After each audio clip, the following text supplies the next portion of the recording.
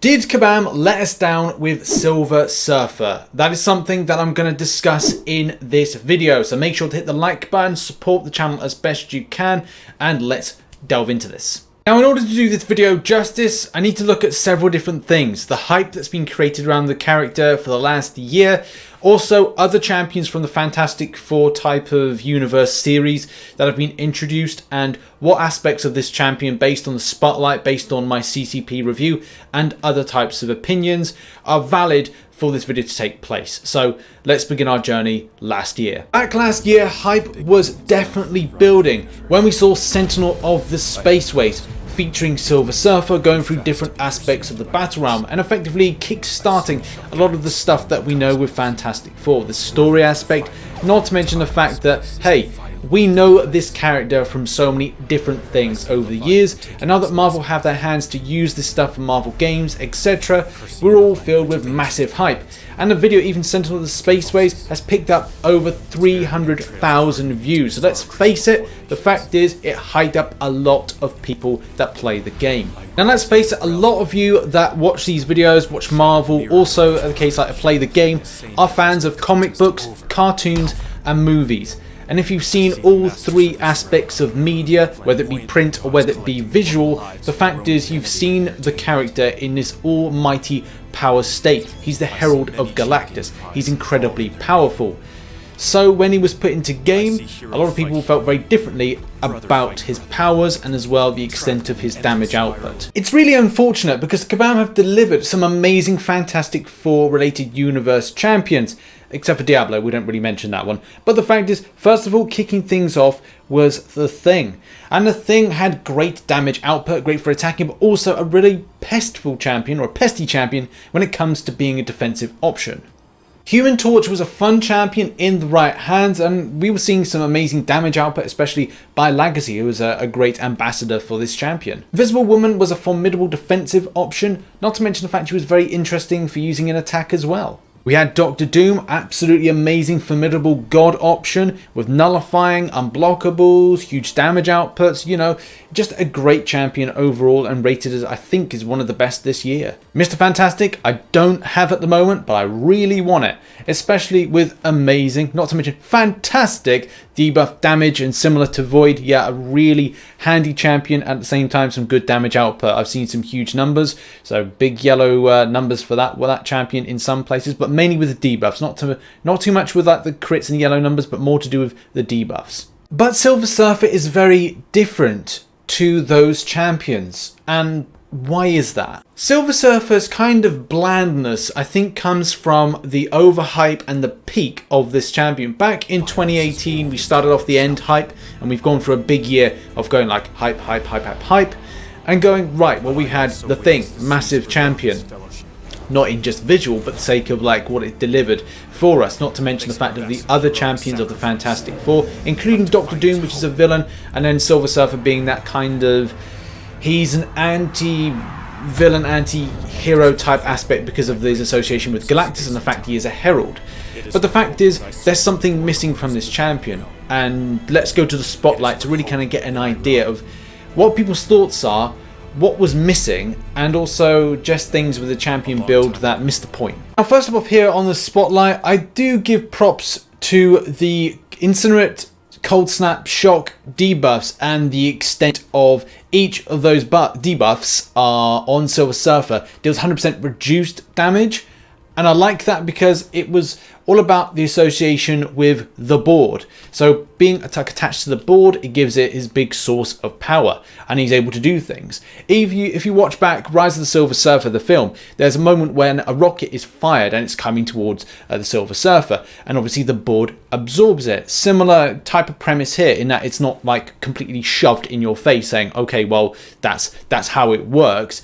It's there's a subtlety, so that is a cool aspect, but it's not the main thing to mention. There's a very good point here that says he has 3 pseudo immunities working in a way that highly benefits him in the right matchups and allowing him to heal through willpower. On top of that, he also has some other interesting utility, like his anti-miss mechanic and easy armor break. His damage seems to be okay, not absurd, like some other champions like Cull Obsidian, but then again, he has more utility than him. Contest of Noobs goes a little bit further to kind of put the point in motion about the character, talking about the pros and cons. I'm not going to read this completely out as there's so many aspects to this, but please go to the link in the description and you'll be able to get an idea of all these type of positive things that do talk about the champion, but also the negative side of things. And basically looking at, yes, this is mainly a utility champion. This is actually my favorite point here. The second point, only healing is via willpower mastery,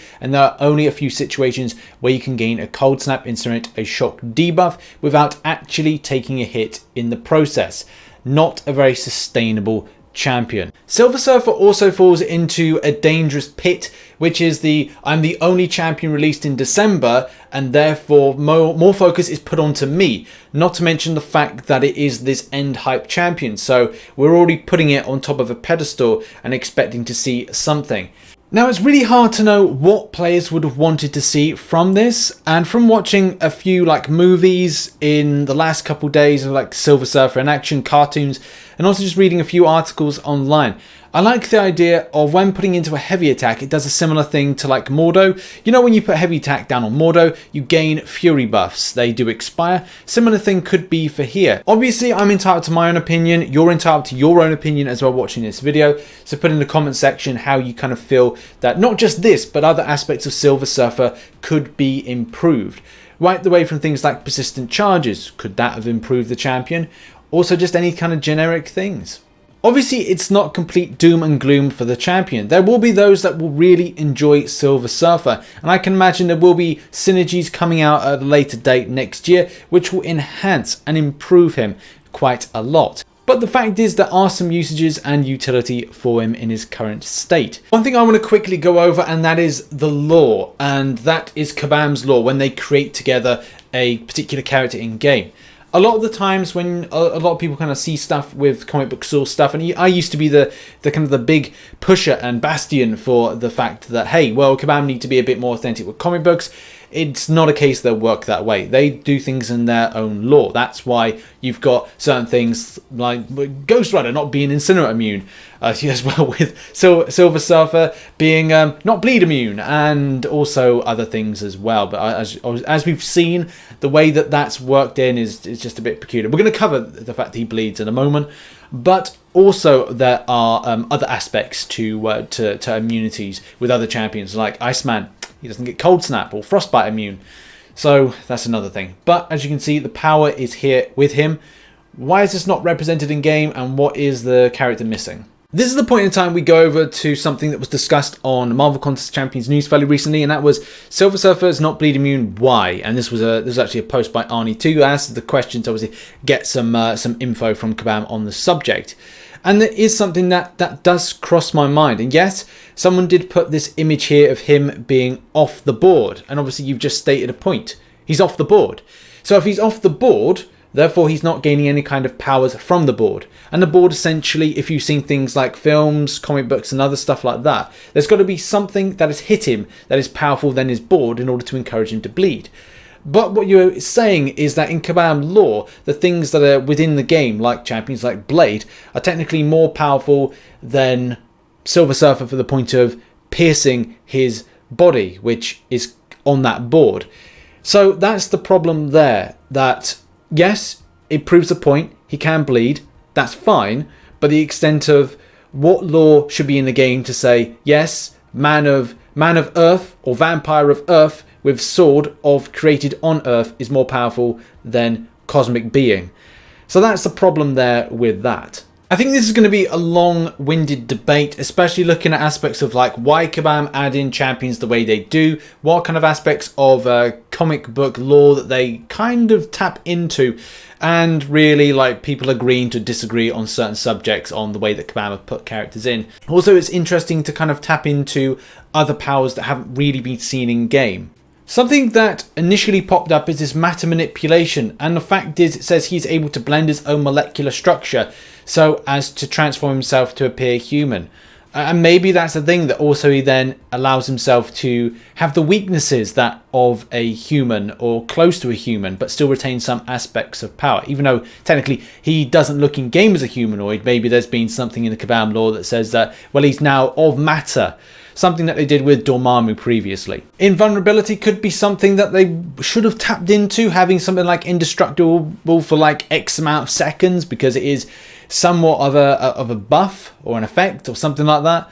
The fact is, it would have been nice to maybe tap into that to kind of increase the durability of the champion, or even looking at the idea of doing some sort of regeneration of some kind. I know that in the films they've tapped into this, but I don't know if it would be wise to do that. A lot of the times when it's film based, it kind of feels a little bit hollow, and it's always nice to kind of look at the sources like this and kind of go and taking from that rather than taking from anything movie related. Now comes to the end of the video, and thank you very much to anybody that's watched from start to finish. Really appreciate all the love that you do in keeping this consistency with watching videos. And the point is this: Silver Surfer will be a champion that is good for some and not for all. There are some things missing that I think are largely lost on the hype of this year. 12 months is a long time in MCOC, with the extent of champions being put in, and certain champions will stand out. If the last two champions, Mr. Fantastic and Dr. Doom, was so good, and then putting in a one champion December kind of puts this champion on a pedestal. And the problem with a pedestal with a 12-month hype is it may not deliver against expectations, and there's definitely things that certain players would have liked to have seen this champion have when it was implemented in.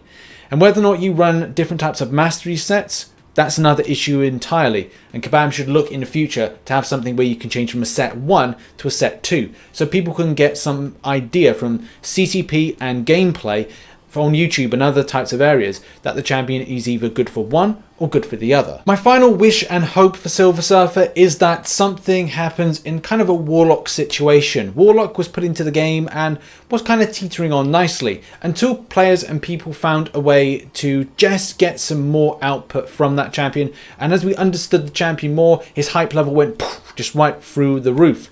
But obviously the difference is now, and with this champion, there's been hype for 12 months, and some players feel that he hasn't delivered. So it's something that I hope is maybe they look to buff him in the future, whether that be synergies or whether that be some way that they've created him with some extra added aspects. I don't think they will, but obviously we live in hope for that. There we have it. That has been a deep dive on Silver Surfer. Hopefully you enjoyed it. If you did, please hit the like button and subscribe for more content. Check out some other content here and here, and also see you in the next one. Bye bye for now.